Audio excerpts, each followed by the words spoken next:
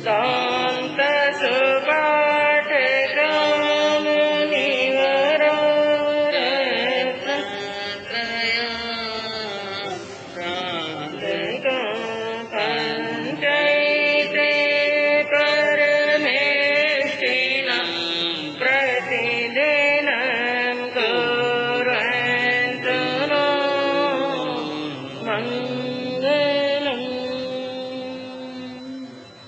मंगलम भगवान वीरो मंगलम गौतम प्रभो मंगल स्थूलिभद्राद्या जैन धर्मोऽस्तु मंगलम् अज्ञानं तिमिरान्धस्य ज्ञानाञ्जनशलाकया चक्षुरुन्मिलितं येन तस्मै श्रीगुरवे नमः।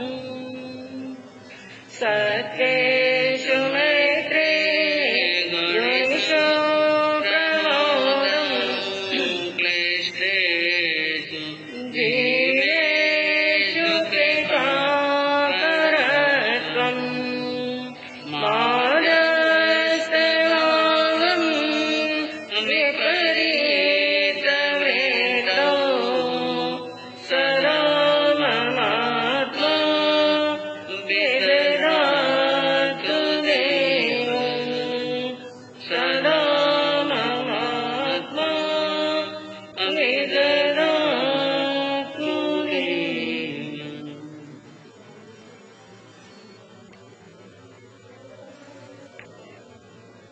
अहिंसा के अग्रदूत, त्रयकाल दृष्टा, भवी जीवों के तारनहार, शाश्वत प्रभु श्रमण भगवान महावीर स्वामी के चरणों में कोटि कोटि वंदन।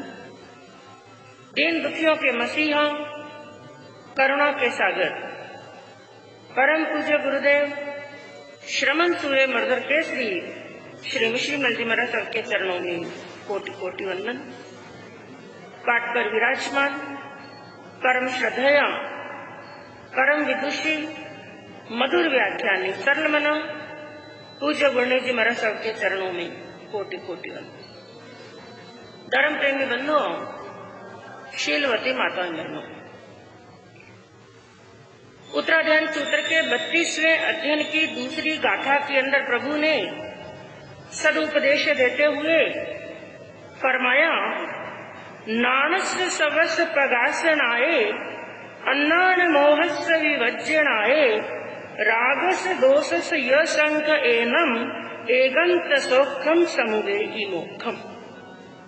अर्थात ज्ञान के समग्र प्रकाश से, अज्ञान और मोह के विवर्जन से, राग और द्वेष के क्षय से आत्मा एकांत सुख स्वरूप मोक्ष को प्राप्त कर लेता है।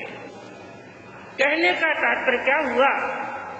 जिस समय आत्मा के अंदर अनादि काल से रहा हुआ अज्ञान और अज्ञान के कारण से पैदा हुआ मोह, तो अज्ञान का और मोह का जब विवर्जन हो जाता है, यानी अज्ञान दूर होता है और मोह दूर होते हैं, तो अज्ञान और मोह का विवर्जन होने के बाद में दूसरा काम क्या होता है? राग और द्वेष भी क्या हो जाते हैं? दूर, क्षय। क्योंकि राग और द्वेष किसके कारण से है? मोह के कारण से। और मोह किसके कारण से है? अज्ञान के कारण। तो अज्ञान का भी विवर्जन हो गया, मोह का भी विवर्जन हो गया। अज्ञान और मोह का विवर्जन होने के बाद में राग और द्वेष क्षय हो जाते हैं। और जिस समय राग और द्वेष दूर हो गए, अज्ञान दूर हो गया, तो अज्ञान का जो विपरीत है, अज्ञान का विपरीत क्या है? ज्ञान। अज्ञान दूर होगा तो किसका प्रकाश होगा? ज्ञान का। जैसे अंधकार दूर होगा तो उजाला होगा, और उजाला दूर होगा तो अंधकार। ये एक दूसरे के विपरीत हैं। तो जिस समय आत्मा के अंदर अज्ञान का विवर्जन हो जाता है, अज्ञान आत्मा से दूर हो जाता है, तो आत्मा के अंदर ज्ञान का प्रकाश होता है और ज्ञान हमारी आत्मा में प्रकाश करने वाला है और आत्मा को उजाले में लेकर के जाने वाला है। और ज्ञान के लिए क्या कहा प्रभु ने अपनी अमृतमय वाणी के अंदर, ये ज्ञान हमारी आत्मा के लिए तीसरे नेत्र के समान है। किसके समान है? तीसरा नेत्र, जो दिखाई तो नहीं देता, ये चर्म चक्षु तो दिखाई देते हैं, लेकिन जो चीजें इन चर्म चक्षुओं के द्वारा दिखाई नहीं देती हैं, जो चीजें इन चर्म चक्षुओं के द्वारा, हमारे इन द्रव्य आंखों के द्वारा जो कुछ हमें दिखाई नहीं देता है, उसका दर्शन कौन कराता है? तीसरा नेत्र यानी ज्ञान। क्योंकि इन आंखों के द्वारा तो हम केवल नश्वर संसार को ही देख सकते हैं। जितना भी संसार हमें इन आंखों से दिखाई दे रहा है, जो कुछ भी हमें भौतिकता संसार में दिखाई दे रही है, वो सब की सब क्या है? नश्वर। तो इन द्रव्य चक्षुओं के द्वारा तो केवल नश्वर शरीर, नश्वर संसार ही दिखाई देता है, लेकिन एक ज्ञान का तीसरा नेत्र ही एक ऐसा नेत्र होता है जिसके द्वारा हम आत्मा के भी दर्शन कर सकते हैं और परमात्मा के भी दर्शन कर सकते हैं। तो ज्ञान को तीसरे नेत्र के समान बताया। और बंधुओं, ज्ञान भी दो प्रकार के होते हैं। कितने प्रकार के? यूं तो 5 प्रकार के ज्ञान बताए, लेकिन यहाँ पर जो 2 प्रकार के भेद बताए वो किसी दूसरी अपेक्षा से बताए। और वो 2 प्रकार का ज्ञान कौन सा? एक होता है लौकिक ज्ञान, एक होता है लोकोत्तर ज्ञान। जैसे पर्युषण पर्व के अंदर आपने सुना कि पर्व भी कितने प्रकार के होते हैं? 2 प्रकार के होते हैं, लौकिक पर्व और लोकोत्तर पर्व। लौकिक पर्व वो होते हैं जिनके अंदर शरीर को सजाया जाता है, घर को सजाया जाता है, अच्छा खाना पीना और घूमना और मौज मस्ती करना। तो जिनके अंदर शरीर को, घर को सजाया, बाहरी सजावट की जाती है, वो होते हैं लौकिक पर्व। और जिसके अंदर भीतर की सफाई की जाती है, आत्मा की सफाई की जाती है, वो होते हैं लोकोत्तर पर्व। इसी प्रकार ज्ञान भी 2 प्रकार का होता है। कौन कौन सा? लौकिक ज्ञान और लोकोत्तर। लौकिक ज्ञान किसे कहते हैं? जो बाहर का ज्ञान है, यानी समाज में कैसे रहना, परिवार में कैसे रहना, बड़ों के साथ में कैसा व्यवहार करना, छोटों के साथ में कैसा व्यवहार करना, और या फिर अपनी आजीविका कैसे कमाना, यानी पढ़ाई लिखाई, ज्ञान प्राप्त करना, कलाएं प्राप्त करना, ये होता है बाहर का ज्ञान, जिसको लौकिक ज्ञान कहते हैं। और लौकिक ज्ञान हमारे लिए क्या करता है? हमारे बाहर के जीवन को व्यवस्थित करता है। किसको व्यवस्थित करता है? बाहर का जीवन, यानी संग में कैसे रहना है, 4 लोगों के साथ में कैसा व्यवहार करना है, परिवार के साथ में कैसा करना है, हमें खाना कैसे है, पीना कैसे है, बोलना कैसे है, चलना कैसे है। हमारी जो बाहर की जिंदगी है, उस बाहर की जिंदगी को व्यवस्थित करने वाला होता है लौकिक ज्ञान। लेकिन एक होता है लोकोत्तर ज्ञान, जो केवल बाहर की जिंदगी को नहीं, हमारे भीतर को व्यवस्थित करता है। हमारी आत्मा और हमारे भाव कैसे होने चाहिए, हमारे भावों को शुद्ध करने का काम करता है लोकोत्तर ज्ञान। हमारे विचारों को शुद्ध करने का काम करता है लोकोत्तर ज्ञान। तो लौकिक जो बाहरी जीवन को व्यवस्थित करता है, लोकोत्तर ज्ञान हमारे भीतर को व्यवस्थित करता है। और ज्ञान हमारे लिए क्या क्या करता है? जब ज्ञान लौकिक ज्ञान से हट करके हमारा ज्ञान लोकोत्तर बन जाता है, जब हमारा ज्ञान सामान्य ज्ञान से हट करके जब हमारा ज्ञान सम्यक ज्ञान बन जाता है। कल भी आपके सामने वर्णन चला था कि विनय का फल होता है शुश्रूषा यानी सेवा, और सेवा का फल क्या होता है? सम्यक ज्ञान। और सम्यक ज्ञान ही एक ऐसा ज्ञान होता है जो हमें ठेठ मोक्ष तक पहुंचा सकता है। तो यहाँ पर बात चल रही है, यह सम्यक ज्ञान हमारी आत्मा को क्या देता है, इससे हमें किस चीज की प्राप्ति होती है। उसके लिए एक श्लोक के माध्यम से बताया। कहा तमो दुनीते कुरुते प्रकाशम शमम विधत्ते विनिहंति कोकम तनोति धर्मम विदुनोति पापम ज्ञानम न किम किम कुरुते नरान। सबसे पहली लाइन के अंदर कहा तमो दुनीते कुरुते प्रकाशम। तम किसे कहते हैं? अंधकार को। और धुनीते धुन डालता है। धुनने का अर्थ क्या हुआ? समाप्त कर डालता है। तमो धुनीते, तम को अंधकार को धुन डालता है और कुरुते प्रकाशम, क्या करता है? प्रकाश। यानी हमारी आत्मा के अंदर, हमारी आत्मा के भीतर जो अज्ञान का अंधकार है, उस अज्ञान के अंधकार को दूर करके क्या कर देता है? प्रकाश कर देता है। और दूसरी बात क्या कही? शमम विधत्ते विनिहंति कोपम, क्रोध को नष्ट करके। जो हमें क्रोध आता है, क्रोध रूपी कषाय है, हमारी आत्मा के अंदर रहे हुए क्रोध को नष्ट करके शमम विधत्ते, क्षमा का दान कैसे देना है, क्षमा की भावना को प्रकट करता है। यानी जब ज्ञान प्रकट हो जाता है तब हमारी आत्मा जान लेती है कि क्षमा के क्या फायदे हैं और क्रोध के क्या नुकसान हैं। तो क्रोध को दूर करता है और क्षमा को जागृत करता है। तनोति धर्मम विदुनोति पापम। तीसरी बात क्या कही है? पाप को विनष्ट कर देता है और धर्म का विस्तार कर देता है। अंतिम के अंदर कहा ज्ञानम न किम किम कुरुते नरानाम। ये ज्ञान एक मनुष्य के लिए, एक नर के लिए ऐसा क्या है जो नहीं करता। क्योंकि जब प्रकाश होता है बंधुओं, जैसे सामान्य कभी लाइट चली गई, करंट चला गया तो अंधकार हो गया, और अंधकार के अंदर भी चीजें वही की वहीं पर पड़ी हैं, लेकिन दिखाई देने वाला कोई रास्ता दिखाई नहीं देता है। उस अंधकार के अंदर कुछ ढूंढने का प्रयास करते हैं तो खुद के घर के अंदर ही कई बार ठोकरें लग जाती हैं और घुटने फूट जाते हैं। लेकिन जैसे ही बिजली आई, जैसे ही प्रकाश हुआ, जैसे ही करंट आया, सब कुछ स्पष्ट दिखाई देने लगता है। उसी प्रकार जब ज्ञान का प्रकाश हमारी आत्मा के अंदर होता है, हमारे भीतर के अंदर होता है, उस समय हमें भी पुण्य और पाप क्या है, धर्म और अधर्म क्या है, कर्म बंध क्या है, कर्म निर्जरा क्या है, क्रोध क्या है और क्षमा क्या है, क्रोध का फल क्या है और क्षमा का फल क्या है, ये सब कुछ इस प्रकार स्पष्ट दिखाई देने लगता है जैसे हमें हमारे हाथ की रेखाएं दिखाई देती हैं। तो कहा कि यह ज्ञान हमारी आत्मा के लिए बहुत कुछ करता है, और बहुत कुछ नहीं, हम कह सकते हैं सब कुछ करता है।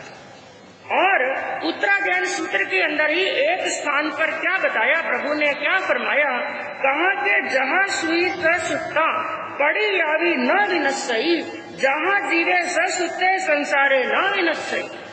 एक उदाहरण दिया कि जिस प्रकार एक सुई है, कपड़े की सिलाई करने वाली सुई है, एक सुई वो है जिसके अंदर धागा पिरोया हुआ नहीं है, एक सुई वो है जिसके अंदर धागा पिरोया हुआ है, और दोनों सुइयां गुम हो गई।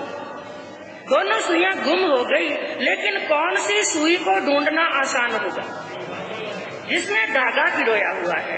तो जैसे धागा पिरोई हुई सुई को ढूंढना आसान होता है, सहजता से ढूंढ लिया जाता है, उसी प्रकार यदि हमारी आत्मा रूपी सुई भी ज्ञान रूपी धागे के अंदर पिरोई हुई है, तो वो आत्मा संसार सागर के अंदर कभी खोने वाली, आज नहीं तो कल और कल नहीं तो परसों, कभी ना कभी वो संसार रूपी समुद्र से तैर करके ऊपर आ ही जाएगी। क्योंकि ज्ञान प्रकाश करने वाला है और ज्ञान क्षमा का दान देने वाला है।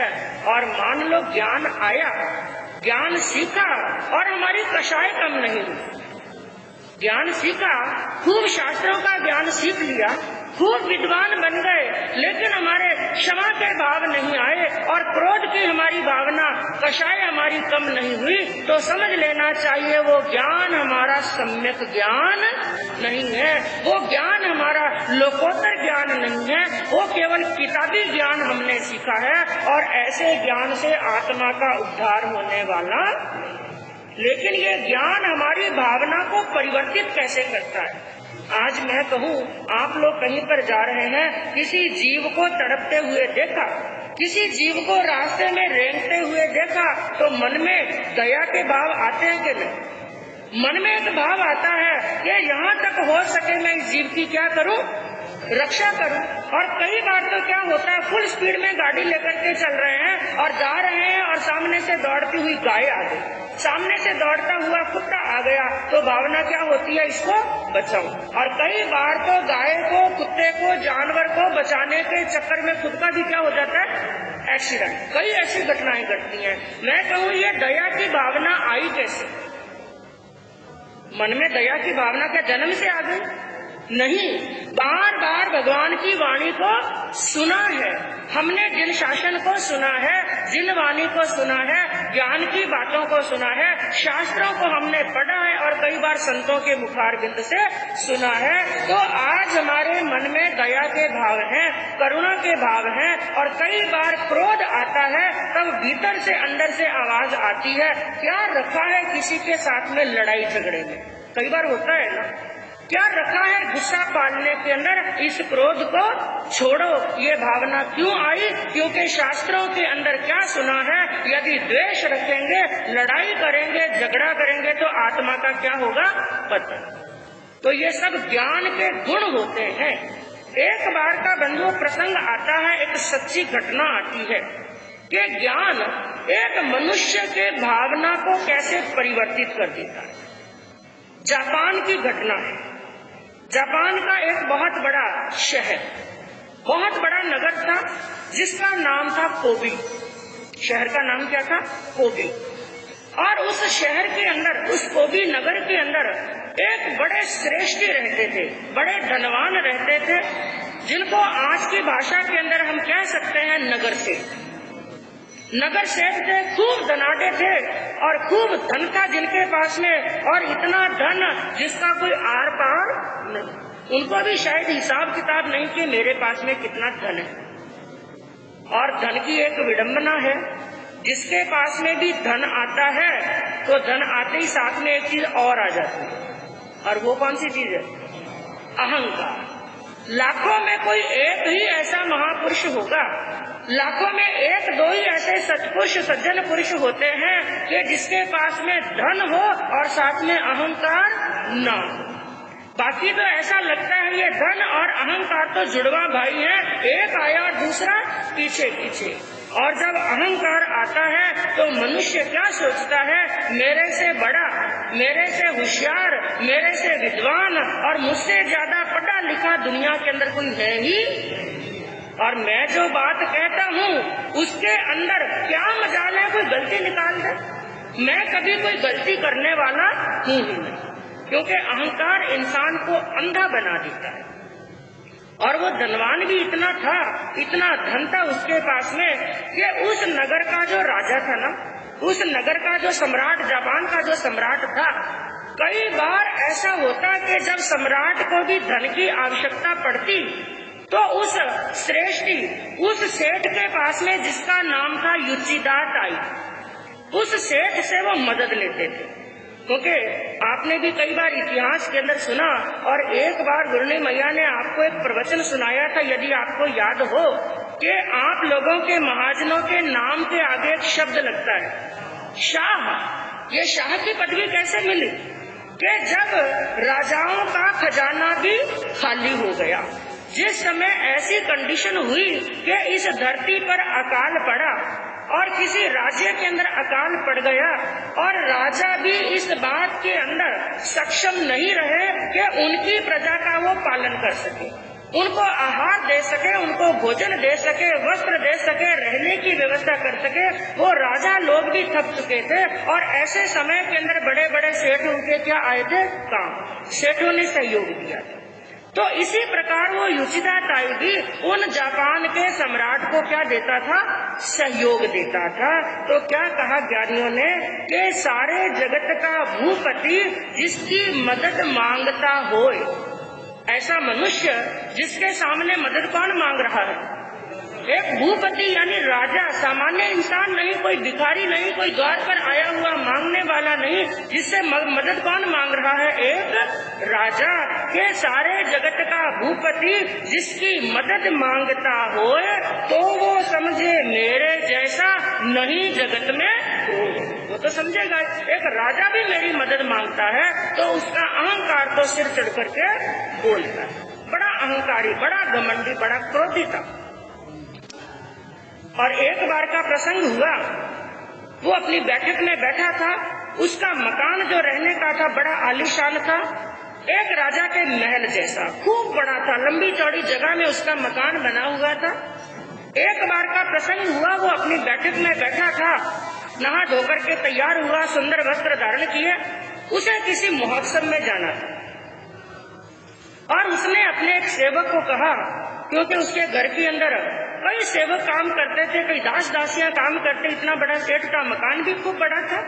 एक सेवक को आदेश दिया, मेरे कमरे में जाओ और वहां पर मेरे पहनने के लिए मोजरियां पड़ी हैं। क्या पड़ी हैं? मोजरियां, यानी जूते पड़े हैं, मेरी मोजरियां पड़ी हैं, मेरे कमरे के अंदर मेरी मोजरियां लेकर के आओ। सेवक गया जल्दी जल्दी और गया, कमरे में पहुंचा और वहां पर मखमल की मोजरियां पड़ी थी जो सोने के तारों से जड़ी हुई। वो मोजरियां उठाई, लेकिन जब वो सेवक कमरे में जा रहा था, क्योंकि वो मकान बहुत बड़ा था, बीच में कई कमरे आए, कई बरामदे आए, एक खुला स्थान, खुला आंगन भी आया, तो उसने जाते वक्त क्या देखा? खुले आंगन में से आकाश से उस समय बूंदाबांदी हो रही थी, यानी छोटी छोटी बूंदें बरसात की टपक रही थी। कमरे में पहुंच गया, मोजरियां वहां से ली, लेकिन जब वापिस आ रहा था उसने क्या सोचा, ये मोजरियां लेकर के खुले आकाश में से, वहां से आंगन में से निकलूंगा और बरसात की छींटें पड़ गई तो मोजरियां क्या हो जाएंगी?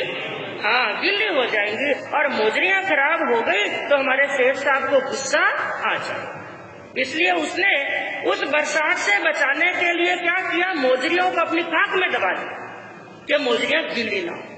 खाक में दबा करके वो गया और सेठ के सामने वो खाक में से निकाल करके मोजरियां रखी, लेकिन युचिता ताई की दृष्टि पड़ी, सेठ की दृष्टि पड़ी कि मोजरियां क्योंकि मखमल की बनी हुई थी, इसलिए मोजरियों में थोड़े सल पड़ गए। मोजरियों में तो थोड़े सल पड़े, उससे ज्यादा कई सल उनके चेहरे पर पड़ गए। जोरदार गुस्सा आया। क्या तुम जानते हो इन मोजरियों की कीमत क्या है? इतनी अमूल्य, इतनी महंगी मोजरियां तुम्हारी लापरवाही से खराब हो गई। उसने कहा कि सेठ साहब, मैंने कोई लापरवाही नहीं की, बरसात आ रही थी और बरसात के कहीं छींटे ना पड़ जाए, मोजरियां खराब ना हो जाए, इसलिए मैंने मोजरियां खाक में दबा ली थी, मैं इनकी रक्षा करना चाहता था। सेठ को और ज्यादा जोरदार गुस्सा आया। एक तो गलती करता है और ऊपर से जबान लड़ाता है, क्योंकि जब क्रोध आ जाता है तो सामने वाले की बात सुनने का समय हमारे पास में नहीं। और इतना जोरदार गुस्सा आया उस सेठ को, उसने क्या किया? वही मोजरी उठाई और वो मोजरी लेकर के सामने वाले के, उस सेवक के सिर के ऊपर धड़ाधड़ उन मोजरी से वार करने लगा और मस्तक के एक ही स्थान पर मोजरी से पिटाई कर रहा है और इतनी जोरदार मोजरियां मारी और इतनी बार मारी कि यहाँ पर मस्तक के बीचों बीच जहाँ पर तिलक लगाते हैं एक बड़ा घाव हो गया और वहाँ पर दर खून बहने लगा, लेकिन उसको दया नहीं आई। आखिर जब मार करके वो थक गया, उसने क्या किया? दोनों मोजरियां उठाई और सेवक के ऊपर दे मारी। ये ले, तू ले ये मोजरियां और यहाँ से रवाना हो जा, मुझे तुम्हारी शक्ल कभी भी मत दिखा। गुस्सा किया वो अलग, पिटाई की वो अलग, और नौकरी से उसको निकाला। वो व्यक्ति वहां से निकल तो गया, लेकिन नंदू वो चिंतन करने लगा, आज इसने मेरे पर इतनी मेरी पिटाई की, इतना मेरा अपमान किया है, ये भी इंसान और मैं भी इंसान, मेरी बिना गलती इसने पिटाई की है। आज इसे अपने धन का अहंकार है, पद का अहंकार है, लेकिन अब मेरे जीवन का भी एक ही लक्ष्य है कि मुझे इससे क्या लेना है? बदला। उन मोजरियों को उठा करके वो घर पर चला गया। बार बार मोजरियों के ऊपर दृष्टि पड़ती है और बार बार वो दृश्य नजर आ रहा है। उसके जीवन का एक ही लक्ष्य बन गया, मुझे सेठ से क्या लेना? बदला। इसलिए बाजार गया, एक तीखी धार वाली छुरी तैयार की, एक छुरी लेकर के आया, उसकी धार अच्छी लगाई कि एक बार ही प्रहार करूं और उसका काम तमाम कर दूं। तो अब जहाँ पर भी सेठ जाता है चुपके चुपके पीछे पीछे वो व्यक्ति उनके पीछे घूम रहा है। लेकिन बंधु बहुत बड़ा सेठ था और हमेशा 2-4 सेवक, 2-4 सैनिक और बॉडीगार्ड उनके साथ में रहते ही थे।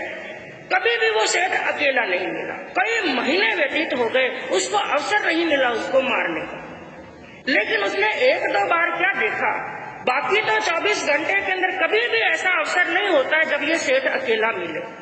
लेकिन एक समय ऐसा होता है, एक अवसर ऐसा होता है जब ये अकेला मिलता है और उसके पास में कोई अस्त्र होते हैं ना, शस्त्र एकदम निहत्था होता है। और वो अवसर कौन सा होता है, जब अपने धर्म गुरु के पास में होता है। वो बुद्ध धर्म को मानता था। कौन से धर्म को? बौद्ध धर्म को मानता था। जब बौद्ध भिक्षुओं के पास में होता है, धर्म गुरुओं के पास में होता है, उस समय क्या होता है, निहत्था होता है। अब उसके दिमाग के अंदर एक और विचार चला, मुझे इससे बदला लेना है, चाहे मुझे कपट का ही वेश धारण क्यों ना करना पड़े, मैं इसे बदला लूंगा। इसलिए मुझे क्या बन जाना चाहिए, बौद्ध भिक्षु। हमारे जैन शास्त्रों के अंदर भी एक ऐसी कथा आती है, जैन शास्त्रों के अंदर भी ऐसी ही कथा आती है। बदला लेने के लिए एक व्यक्ति ने दीक्षा ली, हाँ, तो उसने भी बौद्ध दीक्षा ले ली, बौद्ध भिक्षु बन गया। बौद्ध भिक्षु बन गया, गुरु की सेवा करने लगा। लेकिन दीक्षा लेने के बाद में भी अपनी झोली के अंदर 2 चीजें साथ में अवश्य रखता था। कौन कौन सी? एक तो मोजरियां और साथ में एक छुरी। मोजरियां रखता था और साथ में एक छुरी अपनी झोली के अंदर रखता था। और ऐसे ही दिन निकलने लगे। लेकिन बंधु, उसके ज्ञानावर्णीय कर्म का क्षय समझिए, उसे खूब ज्ञान चढ़ने लगा, खूब ज्ञान चढ़ने लगा, खूब ज्ञान सीखा। कई वर्ष निकल गए, लेकिन अपने वैर की गांठ को अभी तक भी उसने भूला नहीं है। और एक समय वो आया, इतना ज्ञान सीख लिया, इतना ज्ञान सीख लिया कि उसे अपने गण का, अपने गच्छ का आचार्य बना दिया। क्या बना दिया? आचार्य बन गया। बड़ा विद्वान हो गया, आचार्य बन गया। कई उनके शिष्य हैं। और इधर देखते समय निकलता गया, जो वो सेठ था धीरे धीरे उनकी भी वृद्धावस्था होने लगी। और जैसे जैसे उम्र ढलने लगी, उसका अहंकार भी धीरे धीरे कम हुआ और वो भी धीरे धीरे धर्मात्मा बनने लगा। और उसने कई मंदिरों का निर्माण कराया और कई मठों का। बौद्ध धर्म के अंदर जो मंदिर होते हैं उनको क्या बोलते हैं? मठ। कई मठों का निर्माण कराया। और एक बार उसने एक मठ का निर्माण कराया, अब उसका उद्घाटन करना, ओपनिंग करनी। विचार किया, किसी पहुंचे हुए बौद्ध भिक्षु को, पहुंचे हुए आचार्य को लेकर के आऊं। और उस समय वही व्यक्ति चर्चा के अंदर, वही आचार्य चर्चा के अंदर थे। विचार किया, उनको मैं लेकर के आऊं। तो समाचार पहुंचाए गए। राजा सेठ वहां पर खुद गए और उनको निमंत्रण दिया, इतनी तारीख को उस मठ की ओपनिंग है, उद्घाटन है, आपको आशीर्वाद देने के लिए पधारना है। ये बात उसको पता चली। उसने विचार किया, इतने वर्ष का इंतजार आज क्या होगा, समाप्त। आज मुझे बदला लेने का अवसर मिलेगा। और उसने तैयारी कर ली। आज आ गया वो दिन, वो उद्घाटन का भी दिन आया। वो अपनी झोली के अंदर छुरी डाली और मोजरियां भी साथ में डाली। उद्घाटन के लिए चले गए और वहां पर उद्घाटन का कार्यक्रम हुआ। खूब संत थे, खूब पब्लिक, हजारों की पब्लिक वहां पर थी। और सब कार्यक्रम होने के बाद में एक बार एक कमरे के अंदर वो सेठ विशेष कमरा बताने के लिए उन आचार्य को लेकर के गए कि ये मेरे साधना करने का कमरा है। और वहां पर उसने देखा कि अब एकांत, ये सेठ भी अकेला और मैं भी अकेला। उसका हाथ गया छुरी के पास, झोली में हाथ डाला और छुरी हाथ में ली। और जैसे ही छुरी बाहर निकालने लगा, अंदर से एक आवाज आई, यदि आज मैंने इसको मार दिया, इसमें और मेरे में अंतर क्या? क्योंकि जिस समय इसने मेरे पर प्रहार किया था, मुझे इसने मारा था, उस समय ये अहंकार के अंदर, मद के अंदर अंधा बना हुआ था। लेकिन मेरे पास में तो प्रकाश है, मेरे तो आंखें हैं और तीसरा नेत्र प्राप्त कर लिया। वो तीसरा नेत्र कौन सा? ज्ञान का। मैंने तो ज्ञान सीख लिया है। अरे मैं तो अंधा नहीं हूँ, इसने अंधा बन करके वो कार्य किया था। और आज मैंने यदि इसके साथ में बदला ले लिया है तो मेरे अंदर भी प्रकाश नहीं, तो मैं भी दुनिया के अंदर अंधे की गिनती में आ जाऊंगा। आज यदि मैंने इसको नहीं माफ किया तो लोगों की, साधु संतों के ऊपर से श्रद्धा उठ जाएगी। इसलिए हाथ छुरी पर गया और छुरी को वहीं पर छोड़, मुझे इसको नहीं मारना। बात आ गई, हो गई। और अंदर से बाहर आए। बाहर धर्मसभा लगी हुई थी, ऊंचे स्थान पर आचार्य बैठे थे और नीचे सब लोग जैसे आप बैठे हैं उसी प्रकार सब लोग उनकी वाणी सुनने के लिए सब लोग बैठे थे। धर्म चर्चा हुई, धर्म कथा हुई और कुछ वार्तालाप चल रहा था। उन सेठ जी की नजर गई उन संत के चेहरे पर, आचार्य के चेहरे पर, और कहा, आचार्य श्री, मैं आपसे प्रश्न पूछना चाहता हूँ। पूछो भाई, क्या पूछना चाहते हो? उसने कहा, मैंने सुना है संत तो निर्वैर होते हैं, संतों की किसी के साथ में शत्रुता नहीं होती है, संतों का किसी के साथ में लड़ाई झगड़ा नहीं होता है। लेकिन मेरे मन के अंदर एक प्रश्न घूम रहा है, वो ये है, जबकि संतों का लड़ाई झगड़ा नहीं होता है तो फिर आपके मस्तक के बीच में ये निशान कैसे? ये प्रश्न किसने पूछा? उन्हीं सेठ जी ने पूछा। ये मस्तक के, क्योंकि इतना गहरा घाव हुआ था कि मस्तक के बीच में क्या पड़ गया था? निशान। इतना गहरा घाव कैसा? तो अब उन आचार्य को क्या आ गई? हंसी आ गई। वो दृश्य याद आया। उन्होंने कहा कि सेठ साहब, मैं आपको ये बात कहना तो नहीं चाहता था, कहने की इच्छा नहीं थी, लेकिन आज आपने पूछ लिया तो मैं जरूर कहूँगा। इस घाव के पीछे भी कोई कारण और नहीं बल्कि आप। ये बात सुनी तो वो हैरान हो गए, क्या हुआ? कहा, उस दृश्य को याद करो। वो दृश्य सेठ जी को याद दिलाया। वो हो रही है बरसात, मैं लेकर के आया मोजरिया, मैं कोई और नहीं, आपका सेवक आपके पास में रहा हुआ, और क्रोध के अंदर आपने मेरे साथ में ऐसा बर्ताव किया।